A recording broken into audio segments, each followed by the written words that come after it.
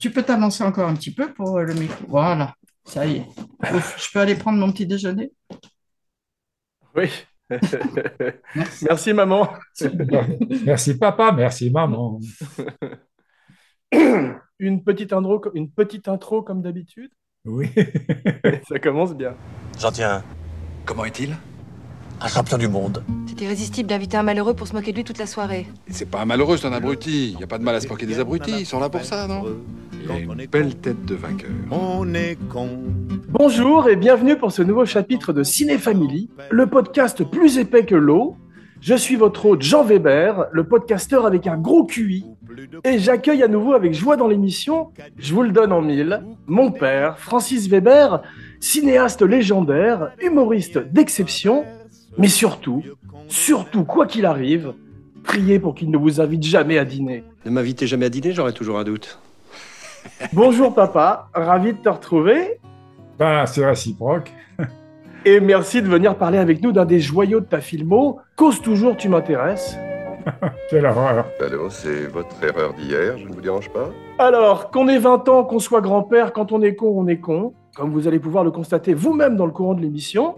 À ce propos, laissons enfin sans plus tarder la parole au roi d'entre eux, je ne dis pas de qui car je dois respect à mon père, qui nous raconte comment on prépare et comment on sert un bon dîner de con. Allez papa, c'est l'heure de se mettre à table. Monsieur Pignon, Oui. on va tout de même aller à ce dîner. Étant donné que j'ai énormément parlé de ce film, j'ai cherché des choses un peu nouvelles à dire.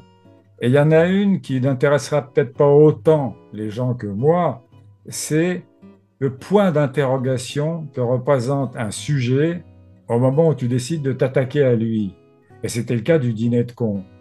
Ça, je ne l'ai dit nulle part, mais je ne savais pas du tout où j'allais avec cette histoire qui est en fait une sorte d'urban legend, comme on dit ici, c'est-à-dire peut-être que ça n'a jamais eu lieu. Mais toujours est-il que c'est très connu à Paris. C'est un jeu, c'est très connu à Paris, il ne se pratique sans doute plus, enfin j'espère, parce que c'était méchant. Ce truc du dîner où chacun doit venir avec un con, c'est pas nouveau. Sardou m'a souvent emmené bouffer chez un copain à lui qui aimait faire ça. Je me suis fait plein d'amis. Je me rappelle avec un copain qui s'appelait Gérard Lausier, ici à Los Angeles, il était venu me voir. Je me suis dit, je vais peut-être le tester sur lui. Et Lausier était un formidable dessinateur de bandes dessinées et c'était un bon scénariste aussi. Tu parles. Il a écouté ça et il m'a dit, ah oui, ça me paraît intéressant.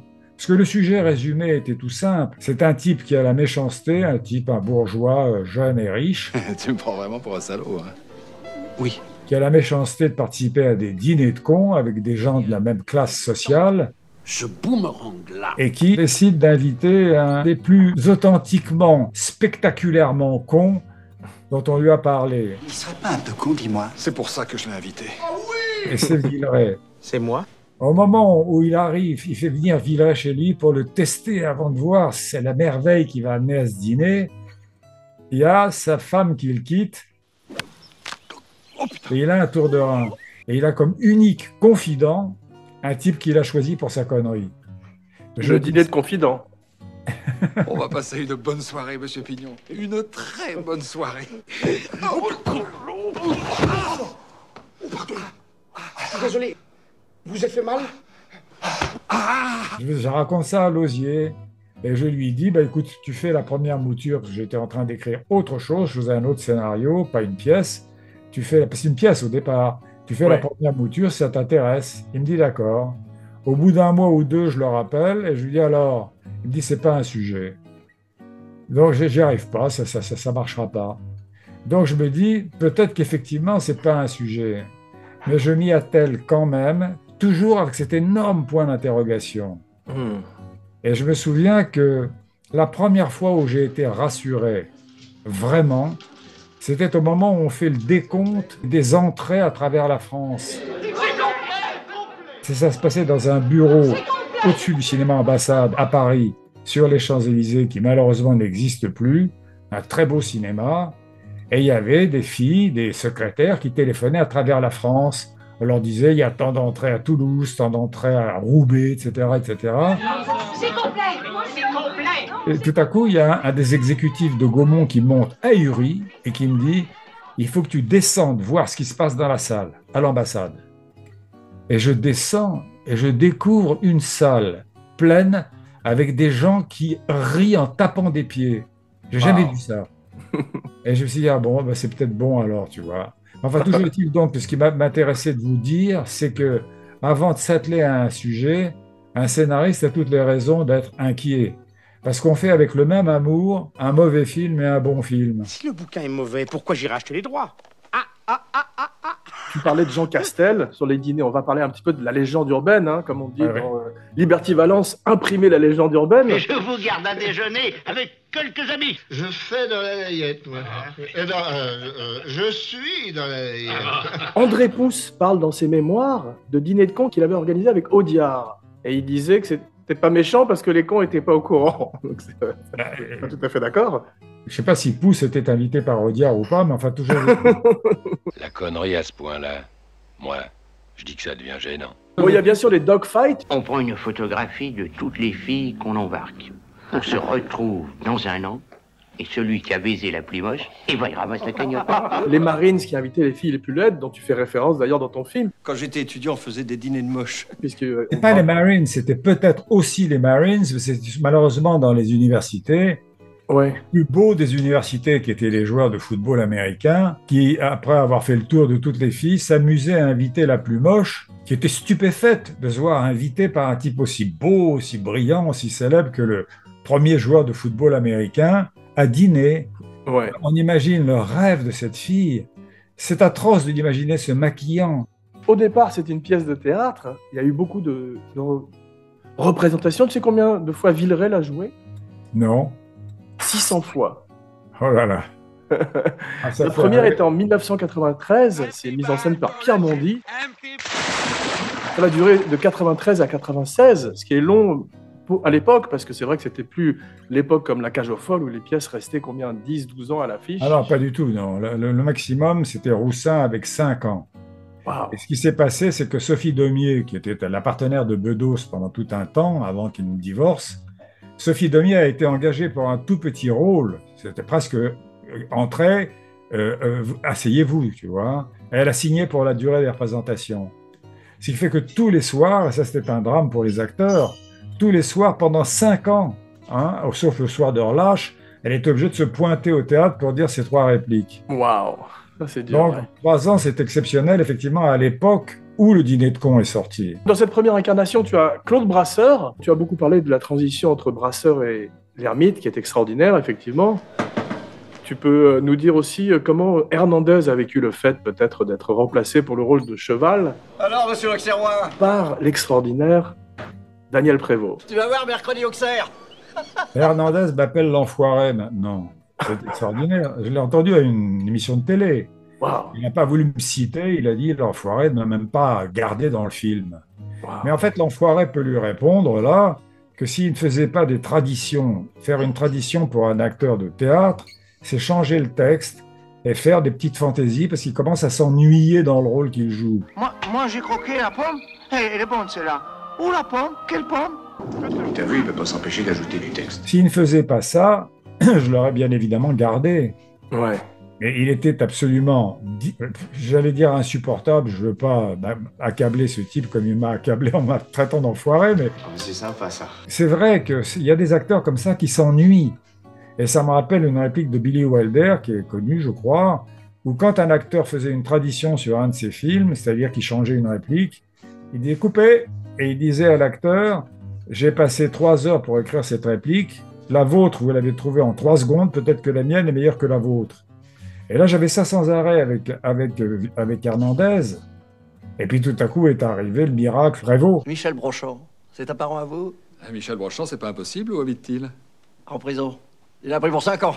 Le miracle l'ermite aussi. Il était très sympathique. Ah oui. Il y a un problème, je trouve, qui passe peut-être mieux au théâtre, mais peut-être à mon avis moins bien au cinéma, c'est qu'ils sont trop proches l'un de l'autre physiquement, Villeray et Brasseur. Tout d'un coup. Alors que là, tout d'un coup, tu as un côté beaucoup plus Laurel et Hardy magnifique avec ce type qui est le contraire. Et il y a surtout le fait que l'ermite était très très beau. Villeray, c'est un mélange de Peter Lorre et D.T. un peu. C'est-à-dire que quand il était là avec ses gros yeux et ce visage adorable, parce que c'est un visage adorable, il m'a rappelé ce que disait Coluche. Quand les fées se sont penchées sur mon berceau, elles ont vomi. Alors que quand les fées se sont penchées sur le berceau de l'ermite, elles lui ont donné tout. Elles lui ont donné des yeux bleus magnifiques. You have the most beautiful eyes I've ever seen. Qui faisait 1m82 ou 83. Et par rapport à ce pauvre personnage de comptable avec sa petite serviette et ses baquettes, il n'y avait pas cette différence entre Brasseur et Villeray, bien sûr. L'ermite, qui est donc fantastique, a eu du mal un peu avec la rigueur légendaire kubrickienne. Sois pas grossier, s'il te plaît. Non, en fait, ce qui était étonnant dans le cas de l'ermite, c'est que, en fait, il n'était pas dirigé avant. Parce que le Splendide arrivait, c'était un char d'assaut, le Splendide. Il est rentré dans une fureur noire à cause de vous. C'est-à-dire qu'ils avaient une cohésion. Ah, le complot! Et n'oublions pas, c'est révolution dans l'humour ou de la comédie à la française. C'est cela, oui. C'est vrai, c'est-à-dire que tout à coup, ils sont arrivés, il n'y a pas marqué tabac ici, etc. Il s'est passé quelque chose. Mais un metteur en scène se disait, j'ai pas besoin de les diriger. Mais quand il est entré dans mon monde à moi, j'ose pas dire mon univers, il fallait que je le dirige. C'est ça qu'on me laisse tranquille maintenant. Et il comprenait pas. Il avait l'impression qu'il était mauvais. Et Agathe, que tu ne connais pas, mais qui était la coiffeuse et la maquilleuse du film, me disait, il arrive quasiment en pleurant le soir, en disant, mais je comprends pas ce qu'il me veut. Vos yeux sont tout rouges, on dirait un lapin russe. Oh, ça secoue, vous savez. J'ai déjà dit souvent ça, c'est qu'à partir du moment où tu es à la fois auteur et réalisateur, tu as une espèce de musique dans la tête quand tu écris tes dialogues, et tu demandes à l'acteur qui est un interprète d'essayer de te la restituer. Et voilà, on a les droits. L'ermite, donc, restera un des grands clowns blancs de ta filmographie. Yes. Et je voudrais parler un peu du film et surtout du passage du théâtre au cinéma. C'est Monsieur Leblanc. On n'a pas du tout l'impression de théâtre filmé, de captation, comme c'est un peu le cas malheureusement, en particulier avec ces pièces de théâtre qui aèrent artificiellement. Il y avait un bibelot là. Alors que toi, tu restes sur ces visages et ces visages deviennent le Grand Canyon quand on voit la bonne bouille de Villeray qui est derrière moi. Oui, c'est ce que j'aurais pu dire, mais tu l'as dit et tu as bien fait. Mais c'est étrange parce que, d'abord, la plupart des films de Billy Wilder étaient basés sur des pièces de théâtre. Spéciale dernière, c'est une pièce d'un type qui s'appelait Jacques Deval et qu'il avait faite à Paris. Et il paraîtrait même que certains l'aiment chaud. C'est une pièce justement autrichienne ou allemande qui a été jouée. Je sais que c'est à l'origine un film allemand, mais peut-être que c'est tiré également d'une pièce allemande. Ah oui, c'est pas impossible. Ouais. Et moi, bon... Mais tu as Guitry, Pagnol, Courtelis, Nachard, il y a une grande tradition de pièces de théâtre comiques qui ont été adaptées au cinéma. Oui, particulièrement Pagnol d'ailleurs. Ouais. Parce que Guitry est devenu un cinéaste après avoir fait une quantité de pièces inimaginables. C'est-à-dire que Guitry a écrit Nono, sa première pièce, en 3 jours. Et il devait avoir, je sais pas, 20 et quelques années, tu vois. Waouh. Non, il était vraiment doué, d'autant plus qu'il est resté en 5e, je sais pas comment ça s'appelle maintenant, la 5e, au lycée, ouais. Jusqu'à 18 ans. C'est-à-dire que son père le présentait, et il était fier de ça, son père, Lucien Guitry, qui était un grand acteur. Il disait, viens, Sacha. Vous savez que Sacha est toujours en 5e à 18 ans. C'est extraordinaire. C'est étonnant. Toujours est-il les acteurs, parce que par exemple, un type comme Brasseur était très très difficile à manier. Très difficile. D'abord parce qu'il n'était pas complètement le personnage. Attention, c'est un très grand acteur, Brasseur. Bien sûr, ouais. Mais ça donnait ça. Pillot. Il avait la voix d'un gros fumeur. Bien. Vous pouvez demander à votre chauffeur de me raccompagner. L'ermite ensuite m'a donné une voix claire et des yeux clairs. Ouais, qui sont magnifiquement filmés par Luciano Tovoli, le grand chef opérateur, ouais. À la fois de Dario Argento et de Antonioni. Oui, il avait fait Profession reporter, entre autres. C'est ça, qui est magnifique. Il avait fait Pain et chocolat. Waouh, j'avais oublié ça, ouais. Oui, non, c'est un très grand chef opérateur. En plus, je me rappelle qu'il avait ses trucs à lui. C'est-à-dire que tout à coup, il disait... Attends, là, tu n'es pas tout à fait comprendre. Tu n'es pas tout à fait comprendre. Et il prenait une espèce de tube de néon, on aurait dit un tube de néon, il le mettait à côté des acteurs pour leur regard, etc. Il a laissé beau, comme un sabre de Jedi.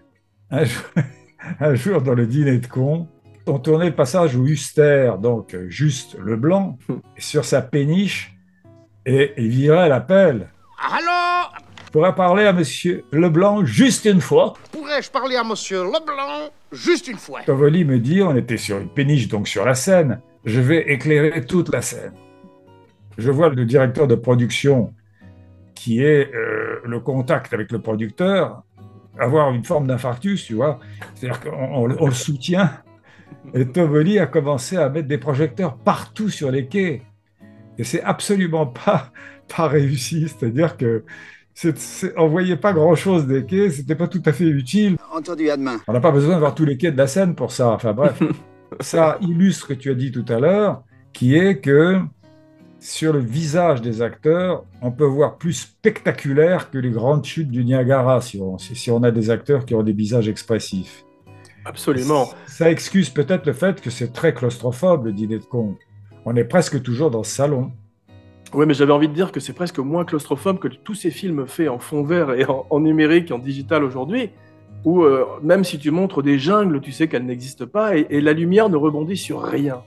Alors que là, en fait, tu es dans un univers, tu rentres dans un monde avec ta musique.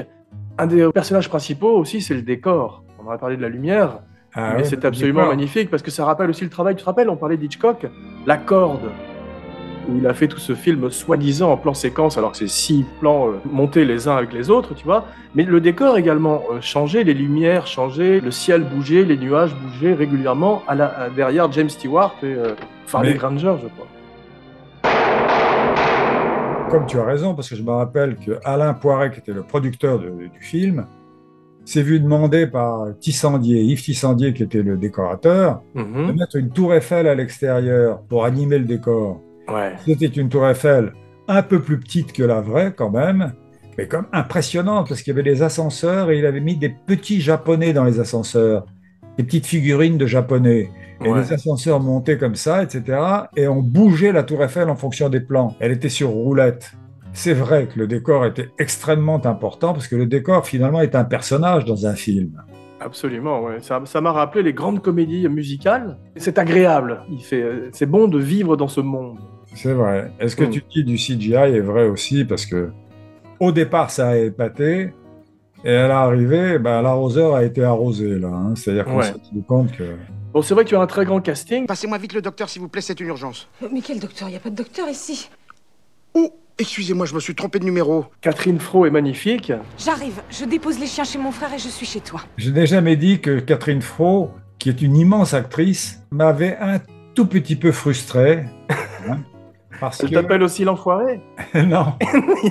Non, elle n'a pas le temps. Quel salaud, mais quel salaud. Elle m'a un petit peu frustré parce que ça n'est pas ce qu'on appelle une actrice de boulevard. Je veux pas te faire de peine, Pierre, mais je ne crois pas qu'elle revienne. Et le boulevard, c'est particulier. C'est-à-dire, par exemple, à un moment donné, quand il dit, mais elle est arrivée, la folingue. Vous me dites, l'autre folle va rappliquer, l'autre folle va rappliquer. Moi, je vois arriver une femme, je me dis, c'est elle, c'est la folingue. Elle dit simplement, mais de qui il parle, là, tu sais? Mais de qui il parle, là? Bien sûr. De qui il parle? Alors, une actrice de boulevard le fait comme ça. Mais de qui il parle, là?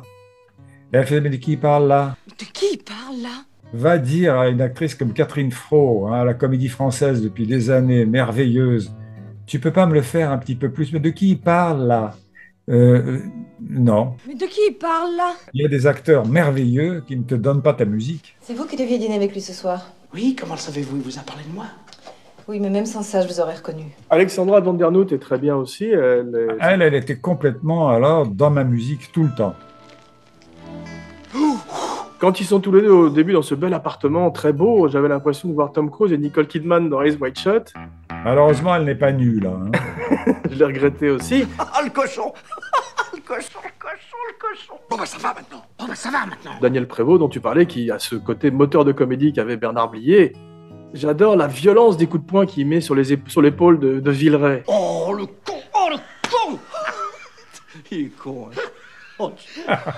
Une brutalité inouïe. Ah oui, et puis surtout, il y a un truc que j'ai pensé d'ailleurs à Spielberg quand il est dans la voiture et qu'on parle de lui. Bien sûr. Et que tout à coup, il est au volant comme ça, il se tourne face caméra et c'est le requin.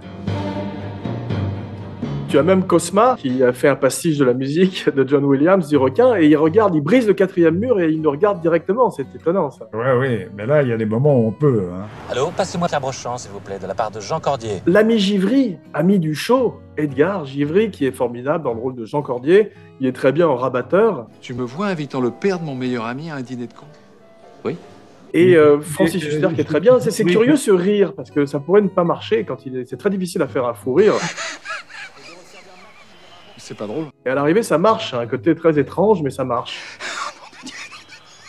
Arrête, s'il te plaît. Je fais une toute petite parenthèse sur Edgar Givry. Vous parlez de qui? Comment? Il m'a semblé entendre enfoiré. Vous parlez de qui? Je l'ai eu souvent aussi dans mes films. Je dirai rien, j'appellerai pas la police, je vous jure. Parce que c'est un merveilleux acteur. Cette fois, c'est fini. J'aimerais que quelqu'un d'autre s'occupe de ce cas. Enfin, pour parler donc de ce fou rire, c'est qu'avec cette manie que j'ai de faire refaire les choses en me disant peut-être qu'il va faire mieux,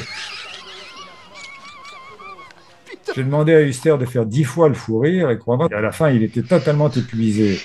Qu'est-ce que j'ai envie, moi? D'un hamburger avec des fromages. Qu'est-ce que c'est un cheeseburger? Cheeseburger, vous savez ce que c'est? C'était pour le punir du faucon, le dîner de faucon. Tu t'es approché de moi. J'ai eu peur, puis j'ai eu... Toi, si c'est pour rigoler, tu peux rentrer chez toi. Excuse-moi. Le malheur, pourquoi moi? Pourquoi moi? Pourquoi moi? C'est pas vrai, il était un formidable acteur et en plus, il était ravi. Pourquoi moi? Pourquoi moi? Pourquoi moi? Il était ravi de faire ce fou rire, mais mon Dieu que c'est difficile, tu as raison. Mais il est très bien dans le film, effectivement, tout le monde joue sa partition formidablement. Et à propos, parlons un peu d'un très grand clown triste, le merveilleux, l'irremplaçable, Jacques Villeray. Je sens qu'on va avoir besoin de moi. On va entrer là-dedans parce que ça vaut effectivement un développement, mais soulignons tout de même que tous les acteurs sur le plateau étaient des acteurs de théâtre. Alexandra van der Noot, actrice de théâtre. Catherine Fro, n'en parlons pas. Huster, comédie française. L'Ermite, qui a fait de la gare et toutes les pièces qu'il a jouées. Villeray, qui a réussi à faire cette pièce infaisable qui était la contrebasse. Extraordinaire, que j'ai eu la chance de voir en scène, mais effectivement, ça rappelle ces acteurs anglais qui sont extraordinaires sur scène et à l'écran. Tu sais ce qu'avait dit Susskind à Villeray? Non. Parce qu'il avait, je crois, 1600 lignes à apprendre. Et Susskind lui a dit, l'auteur donc, il lui a dit, tu peux pas les retenir toutes. Alors ce que tu fais, c'est de temps en temps, tu passes dans la cuisine pour boire une bière. Villeray était ravi. On a tout de suite dit, probablement sur le plateau, oui, une bière sans alcool. Hein. Et il passait dans la cuisine et il y avait un assistant qui avait le manuscrit de la contrebasse sur la table de cuisine et qui était à la page. Et si Villeray se demandait, attends, qu'est-ce qui se passe là? Il buvait sa bière en regardant Will.i. Et il s'est aidé comme ça. Waouh! Sur les conseils de l'auteur, tu vois. Ça ne se voyait pas du tout et il était exceptionnel. Je te rappelle quand il disait « je suis mondialement inconnu ». Ah oui, qu'est-ce que c'est beau ça. Villeray, premier rendez-vous raté avec la chèvre. Il t'en a voulu un peu, lui aussi. Ah, beaucoup. Il m'a fait attendre 1 mois et demi avant de donner sa réponse. Depardieu a été pressenti pour Brochant et... Oh, mais quel abruti, bordel! Il paraît qu'il voulait essayer aussi le rôle du con et tu n'as pas voulu. Il voulait pas essayer. Il a compris que, bon, c'était le con qui prenait tout. Et je l'appelle, je dis, bon, tu es prêt pour jouer Brochant? Il me répond, oui, mais enfin, quand même, tu sais, c'est envie de jouer Brochant. Est-ce que je peux pas jouer le con? Alors je lui dis, il n'a pas dit oh con, hein. Je lui dis, non, j'ai promis à Villeray une fois sur la chèvre, et je l'ai décommandé à cause de Lino Ventura, je ne vais pas lui refaire le même coup, écoute. Ouais. Il me dit, tu sais, Villeray, c'est quand même pas un acteur international. They will talk about the courage of the first man who crossed this ocean and returned. And then you'll be able to say to them, I was on the Pinta. I was on the Nina.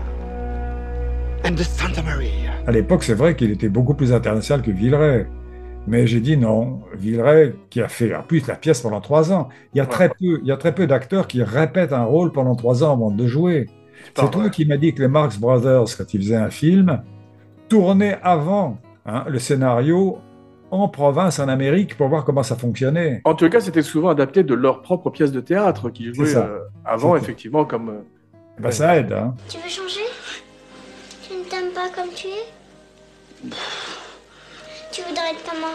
Je voudrais être grand, blond, mince, avec des yeux bleus et une raquette. C'est un grand clown triste, comme on disait, à la Peter Sellers, parce qu'il y a quelque chose de tragique, très alcoolique, comme Richard Burton. On parlait des acteurs anglais avec le théâtre. Mais alors je vous parle, on me fait signe que l'un des délégués, oui, je crois que c'est l'un des délégués du marché commun agricole qui va sortir. Oui, c'est même le délégué français. C'est un grand du théâtre, mais c'est un grand de l'alcool aussi.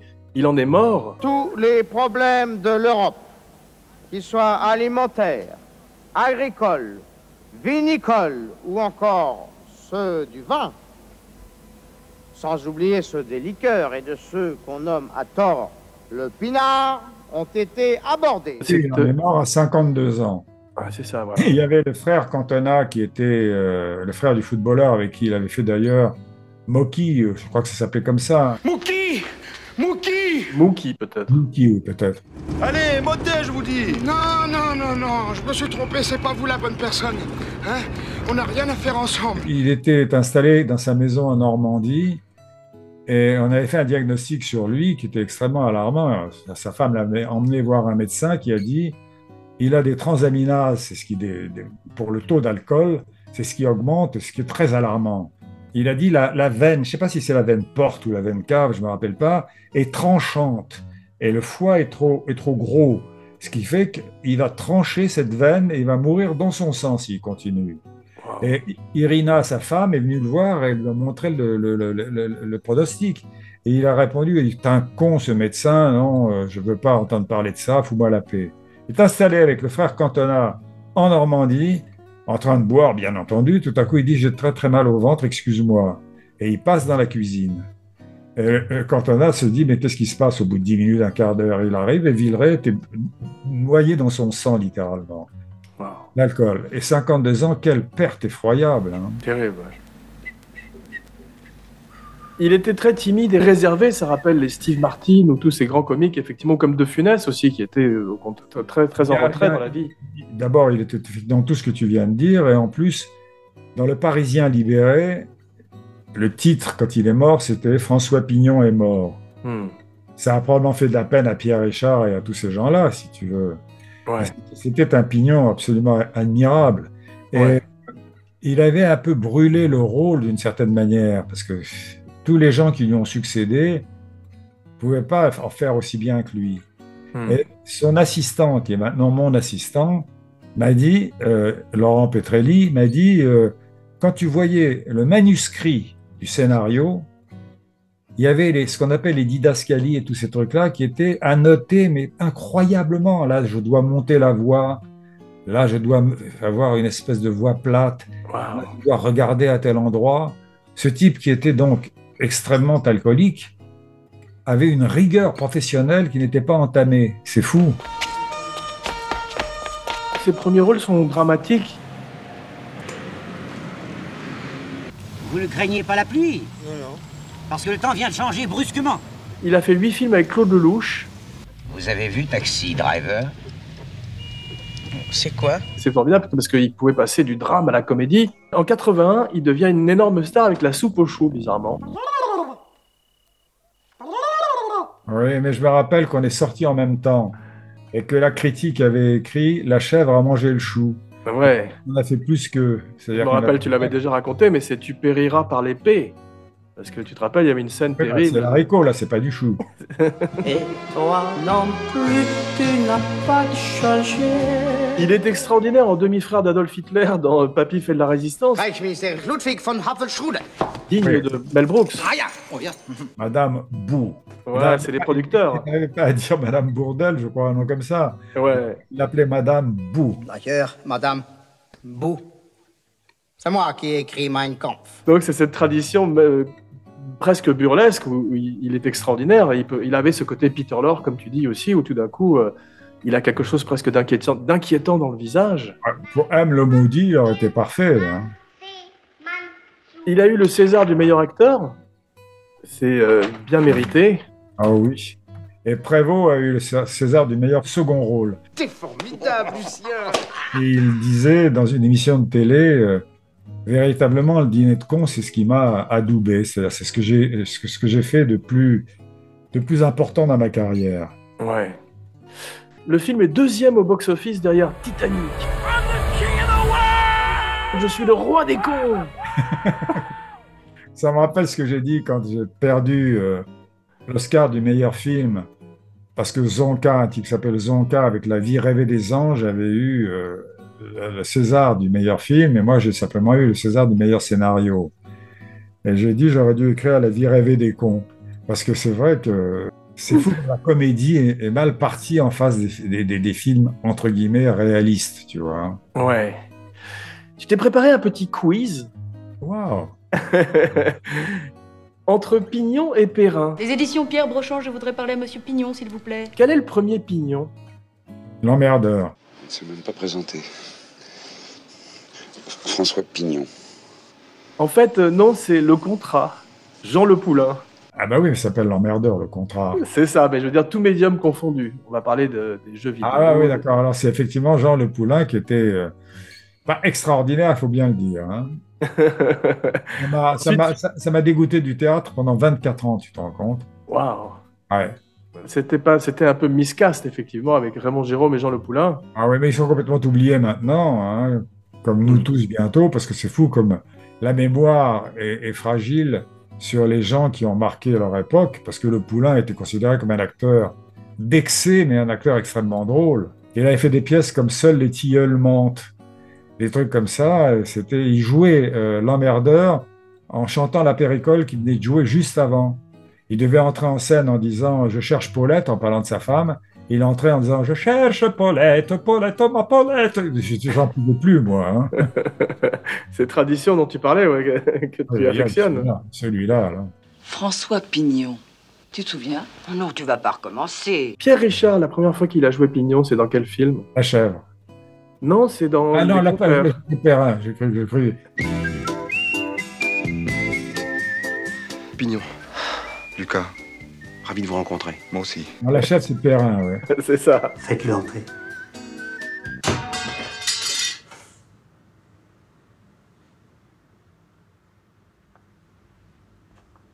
Entrez, monsieur Perrin.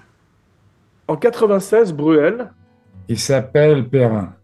Bravo. Je m'appelle François Perrin, 6e gauche. Il y a un interphone en bas. Dans Les Fugitifs? Il s'appelle Pignon, François Pignon, 45 ans, pas de casier. Dans Les Fugitifs, c'est Pignon. Je crois que c'est Perrin, non? Je sais pas, c'est toi qui l'as écrit, de toute façon. Je vais pas te souvenir.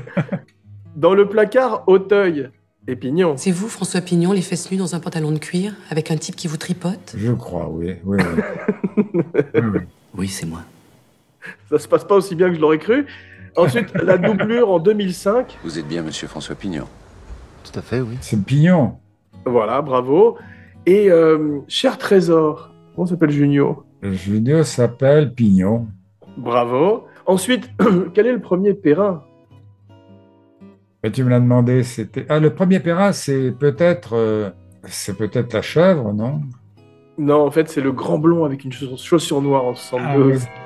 François Perrin, 32 ans, célibataire. Mais je n'étais que scénariste, là. Hein. C'est ça. Ensuite, bien sûr, le retour. Ravi de vous rencontrer, monsieur Perrin. Ensuite, en 76, le jouet. Monsieur François Perrin pour monsieur de Blénac. Vous attendez un petit instant, je vous prie. En 76 également, On aura tout vu. La Vaginale, un film de François Perrin. Oui, on a envie de voir, c'est sûr. Un extraordinaire François Perrin en 78.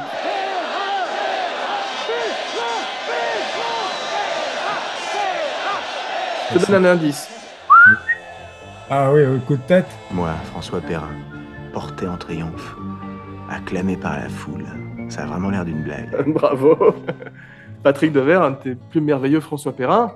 C'est drôle parce que tu m'as rappelé en me donnant vraiment une note. Je me souvenais que c'est un siffleur, c'est pour ça. Mais moi, je faisais un jeu avec les gens en disant je te siffle un air, et si tu le trouves, bah, ça veut dire que tu es vraiment un type qui est très mélomane, qui aime la musique, etc. Et je faisais. Ça pouvait tout être. Tu vois. Comment s'appelait Jean-Pierre Mariel dans Cause toujours, tu m'intéresses, dont on parlait en début d'émission? Morlock. Non, ça c'est dans On aura tout vu, il s'appelait François Perrin. Bonsoir, François Perrin. Daniel Granier, je travaille avec Christine. Ah ouais. Et Annie Girardot étant une magnifique actrice, j'ai envie de le faire un jour quand même avec toi, parce que je suis sûr que c'est un peu la rose et la flèche. C'est Marielle qui disait que c'était la carte vermeille du temps, non, c'est ça? Ah oui. Finalement, je suis bien avec vous. Non, je vous en prie, raccrochez pas. Non, bah, si je refais le 225 13 deux fois, je vais retomber sur vous. Alors, hein, autant rester ensemble, non? C'était l'époque où je pensais que je pouvais tout faire.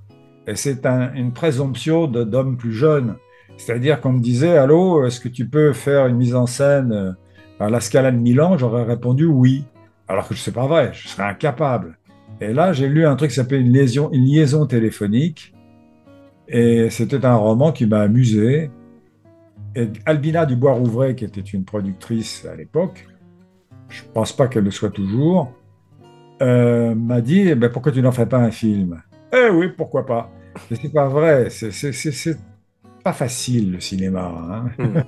Ça a l'air idiot ce que je dis, mais...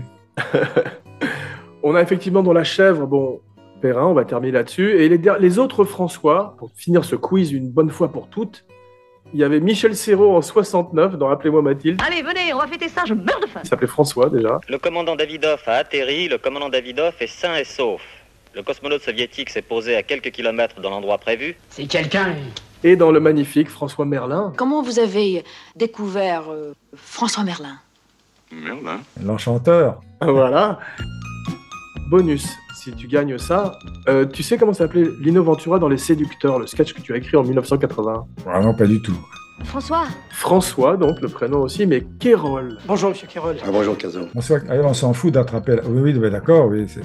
Bon, c'est pas le premier con qui m'invite à dîner, vous savez. Voilà, et Mireille d'Arc s'est appelée 2 fois Françoise, comme maman. Je veux rentrer à Paris. Oh non, vous pouvez pas nous faire ça, Françoise. Beaucoup Christine, il y a eu beaucoup de Christine. Et voilà, mais elle est Christine notamment dans quasiment tous tes films, notamment dans Il était une fois un flic, mais son alias, c'est Françoise. Toi, tu m'appelles Louis et tu me tutoies. Toi, tu t'appelles Françoise. D'accord. Et je vais vous dire, c'est bien, mais je vais vous dire une chose sur Christine. C'est Christine, mon hôtesse d'accueil. Ne cherchez plus, je m'appelle Christine. Que peut-être peu de gens connaissent, qui n'intéressera personne. Enfin, toujours est-il que ma pauvre maman, qui écrivait des romans pour jeunes filles, hein, et qui écrivait dans une collection genre l'Arlequin, mais pour nous nourrir, parce qu'à l'époque, ma pauvre maman avait une héroïne qui s'appelait Christine. Et presque toutes les femmes de mes films et de mes pièces s'appellent Christine. Je m'appelle Christine. C'est beau, ouais. C'est dommage. À elle, ouais. Arrête, Christine, je t'ai vu. C'est difficile d'enchaîner par ça, mais je voulais parler rapidement un petit peu des idiots dans la pop culture. La première question que tout le monde se pose, c'est, en un mot, où sont les cons? Voici la carte conographique de la France qui nous montre assez clairement la répartition géographique des cons dans l'Hexagone. Les candides, les bouffons, les clowns, par extension, tu vois, c'est simplé, c'est les imbéciles heureux, c'est l'idiot du village. Je me rappelle, il y avait un film de Woody Allen qui s'appelait Love and Death. Il se rendait à un congrès d'idiots du village. Formidable, d'autant plus que j'avais lu un truc sur le net, c'est Village cherche idiot. Il leur manquait un idiot, tu vois. Et moi, quand je faisais la promotion du dîner de cons, je disais une possible explication de l'engouement du public pour ce film, c'est qu'un village est attaché à son idiot. Vous n'êtes pas un idiot, vous êtes un imbécile. Ah, c'est pas pareil. C'est un homme au-dessus duquel on est toujours, on est plus intelligent, même si on est le plus con du village, on est au-dessus de l'idiot. Moi, je n'aime pas être grossier, mais là, il faut employer le mot, c'est un con. Mon Dieu. Tout le monde a son idiot dans la vie. Hein. Je suis sans doute l'idiot de quelqu'un. Toi, tu sais l'idiot de qui tu es, mais enfin, tout est-il. Est-ce qu'un con peut être déconifié? C'est pour ainsi dire impossible. Même s'il est pris à temps? À l'heure actuelle, si un con est décelé à temps, disons qu'une fois sur 100, il peut être traité. De quoi? De con. C'est une grande tradition française aussi, de Bourvil à Fernandel. Ils ont joué souvent des personnages un peu simples. Et y a quelqu'un? Non, il n'y a personne. Ah bon? Mais mon copain Labro, Philippe Labro, hein, me dit que dans le village où il habitait, quand il était petit, il y avait un idiot qu'on appelait l'insensé. On disait « Oh, l'insensé !» Et il arrivait. Donc c'est très présent dans nos villages. Hein. Docteur, il faut me débarrasser de lui. Je suis sûr qu'il serait mieux à l'asile. C'est un asile de fous, pas un asile de cons. Il faudrait construire des asiles de cons, mais vous imaginez un peu la taille des bâtiments. Mais ça m'a fait penser aussi à un personnage, parce que j'ai lu un article d'un d'un monsieur qui s'occupe de ligue autiste et il parle d'un personnage d'idiot savant en parlant de Villeray. Et il a un côté un peu Rain Man, tu sais, Dustin Hoffman dans le film. Rain Man comptait les allumettes et lui il fait des tours Eiffel avec, tu vois, mais c'est pas loin. J'y avais pas pensé, ouais, c'est vrai. Il y a aussi deux nigauds contre Frankenstein. Comme ça, le rôle d'idiot est un rôle en or. Même Quentin de Montargis dans Tais-toi. Je m'appelle Quentin, je suis de Montargis. J'étais stupéfait de savoir que la femme de ton frère, Gilles, avait vu 12 fois Tais-toi au Pérou, donc en espagnol, sans savoir que c'était moi l'auteur. Drôle. Mais c'est vrai que l'idiot est un personnage incroyablement juteux parce que il est toujours inattendu. Bien sûr, mais c'est un personnage puissant, un personnage shakespearien, un personnage de la commedia dell'arte aussi. Oui. All right, how do I look? Ready? A little sweaty. A post-it?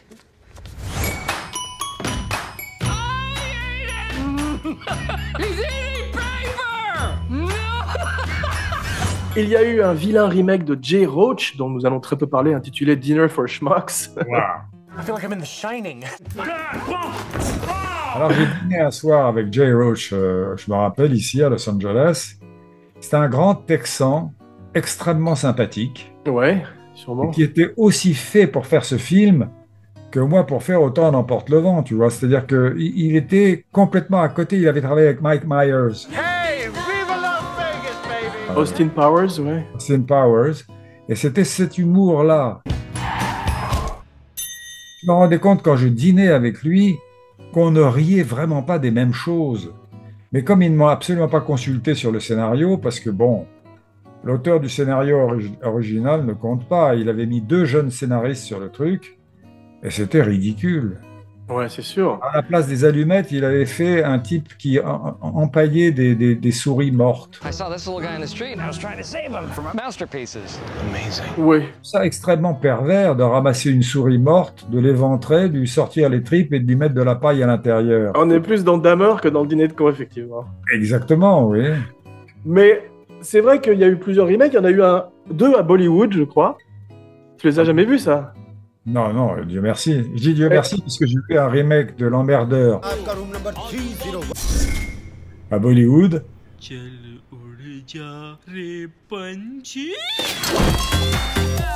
C'est étonnant. Mais c'est une comédie musicale?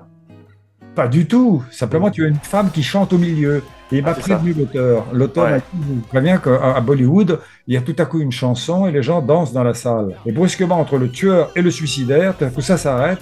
Il y a une jeune femme qui sort de l'eau. La mère, elle chante en indien. C'est beau. Tu devrais faire ça dans tes films aussi. Sans arrêt maintenant. La pièce s'est jouée partout dans le monde, en Chine, Ah oui. En Angleterre, en Espagne, donc effectivement, à croire qu'il y a des cons partout, c'est étonnant. Hein.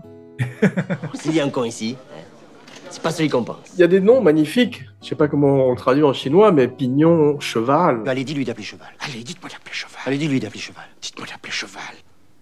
C'est des beaux noms. Le cheval, ça vient du facteur cheval? Ça vient de quoi? Bah non, il y a des gens qui s'appellent Cheval. Il y a tous les chevaux dans le bottin. Vu que je l'ai mis au pluriel, il y a tous les chevaux. Appelez Cheval. Ah, merci, monsieur Brochant. Merci, parce que le film est très court, il fait 1h20. Il fait 1h22.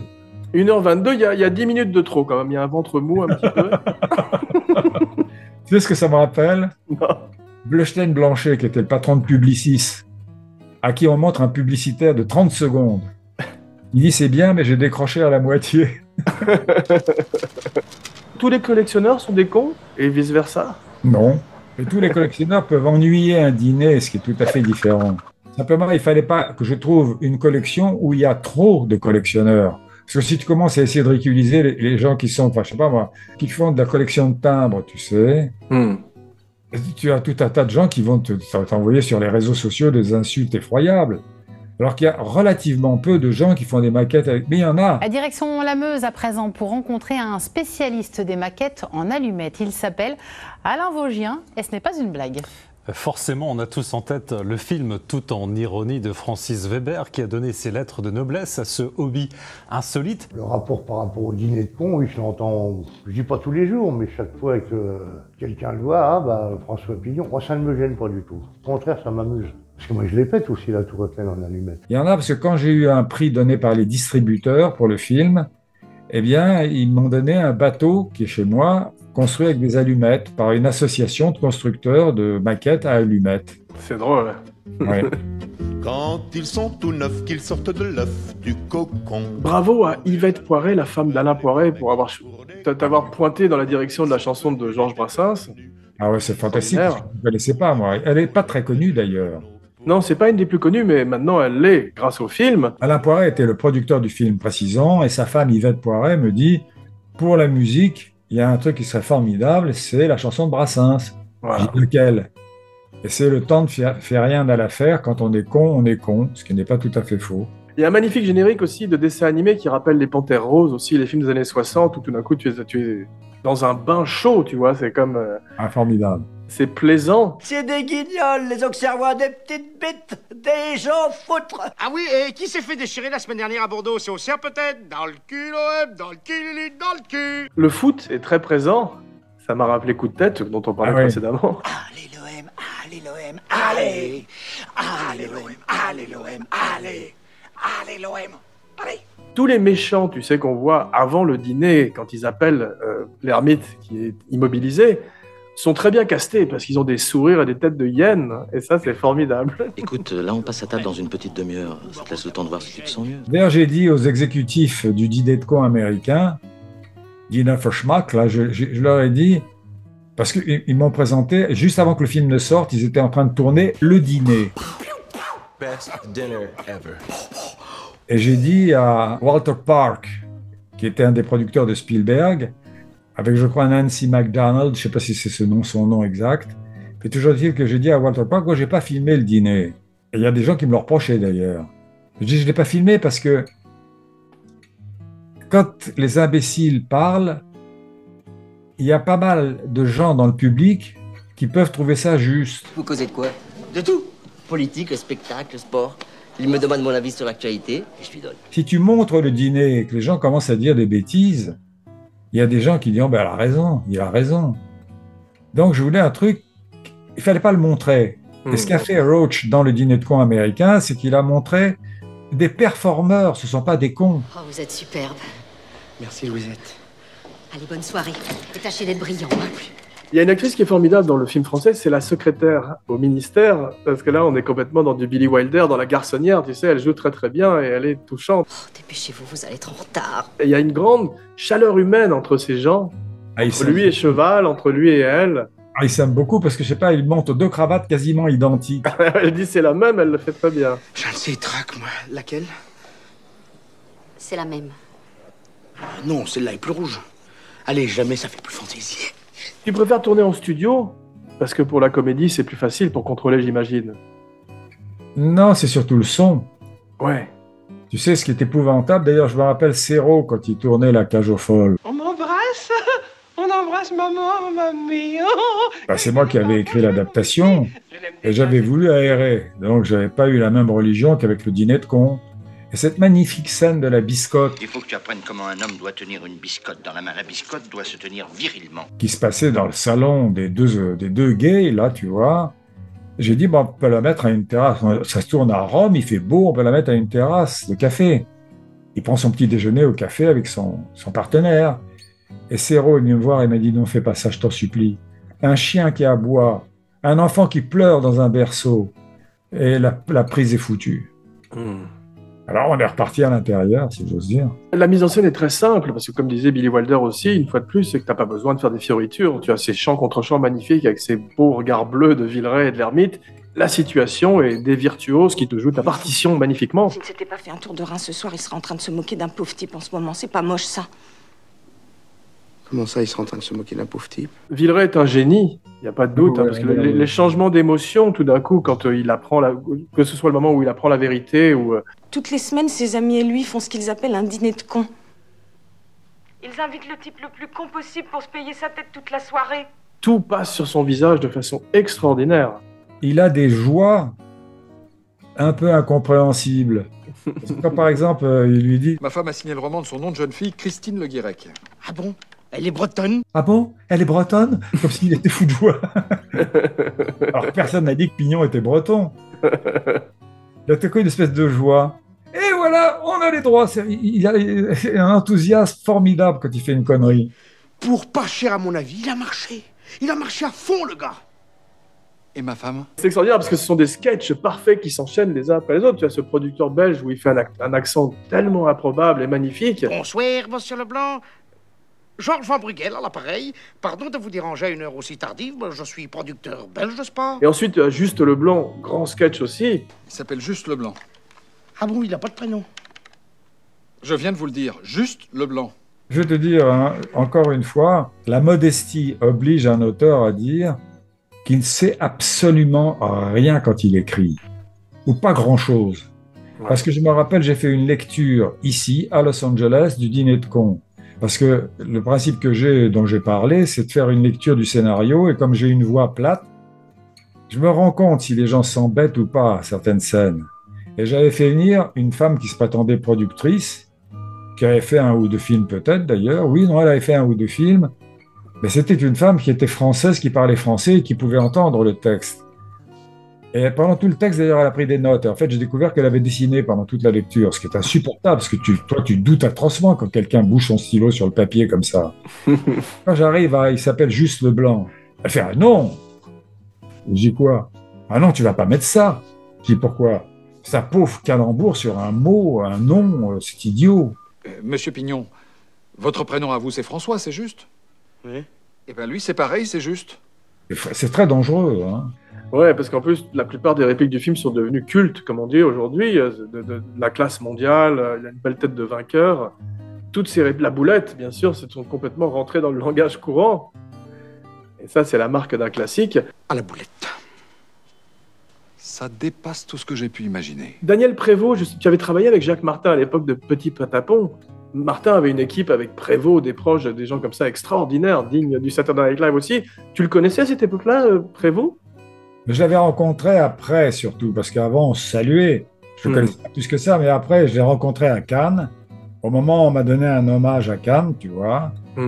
Et au passage, ça m'amuse, parce qu'à Los Angeles, il y a un grand journaliste de cinéma qui s'appelle Kenneth Turan, et qui était stupéfait de me voir à Cannes pour un hommage.